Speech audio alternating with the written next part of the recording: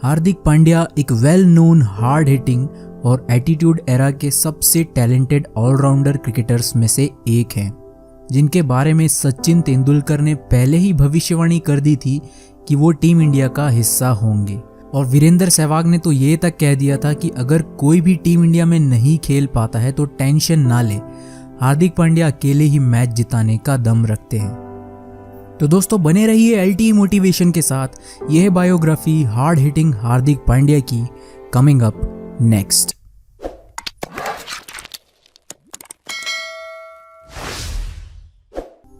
अक्टूबर 1993 को सूरत के एक मिडिल क्लास फैमिली में हार्दिक पांड्या का जन्म हुआ। इनसे 2 साल बड़े भाई कृणाल और हार्दिक अपने बचपन के दिनों में ही पढ़ाई लिखाई में कम और क्रिकेट में ज़्यादा दिलचस्पी लेने लगे और इसी के चलते उनके पिता ने सूरत से अपना बिजनेस बड़ौदा शिफ्ट करने का मन बना लिया। उन्होंने हार्दिक को किरण मोरे एकेडमी में एडमिशन दिलवा दिया। हार्दिक पांड्या क्रिकेट खेलने में इतने व्यस्त रहने लगे कि वो 9th स्टैंडर्ड में फेल हो गए और इसके बाद क्रिकेट पर पूरा ध्यान देने के लिए उन्होंने स्कूल छोड़ दिया। पढ़ाई का बोझ कंधों से पूरी तरह से उतर जाने के बाद दोनों भाई दिन रात क्रिकेट की प्रैक्टिस करने लगे। जूनियर लेवल पर हार्दिक ने कई मुकाबले अपने अकेले के दम पर टीम को जितवाए और अपने शानदार प्रदर्शन के दम पर जल्दी ही वो बड़ौदा क्रिकेट टीम में शामिल हो गए। हार्दिक और कृणाल के साथ अक्सर ऐसा हुआ करता था कि मैच खत्म होने के बाद हार्दिक के पिता दूसरे पेरेंट्स से कह देते थे कि वो हार्दिक और कृणाल को उनके घर तक ड्रॉप कर दें। लेकिन कुछ दिनों के बाद कृणाल और हार्दिक दोनों ने मिलकर अपने पिता से कहा कि पापा, हमें किसी की सिंपैथी नहीं चाहिए। हम ये नहीं चाहते कि आने वाले वक्त में कोई आपसे आकर ये कहे कि हमने तुम्हारे बच्चों को ये मुकाम हासिल करके दिया है। हार्दिक के परिवार की आर्थिक स्थिति इतनी अच्छी नहीं थी, बावजूद इसके उनके पिता ने लोन पर एक कार ले ली।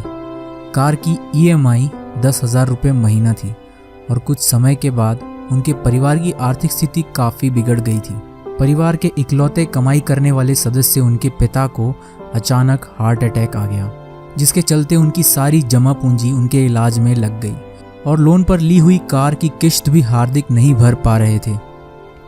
कार कहीं जब्त ना हो जाए इसीलिए उन्होंने 2 साल तक अपनी कार को छुपा कर रखा, जिसके बाद बैंक ने उन्हें फ्रॉड घोषित कर दिया था।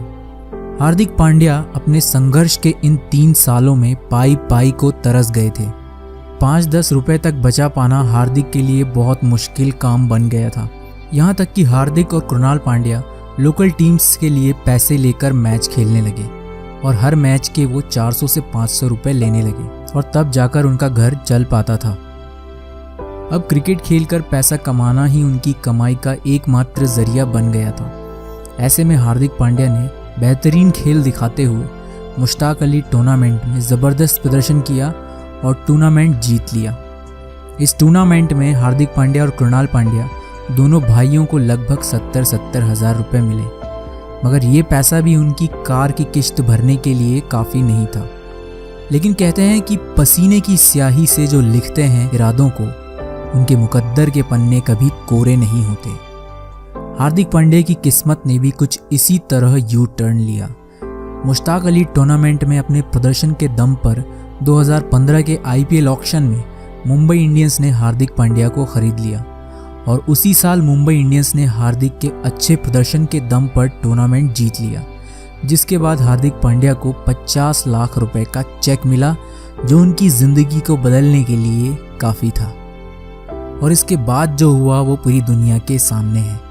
टीम इंडिया और मुंबई इंडियंस को हार्दिक पांड्या ने कई मौक़ों पर अकेले के दम पर मैच जितवा कर दिए और आज वो टीम इंडिया के एस्टैब्लिश्ड क्रिकेटर हैं।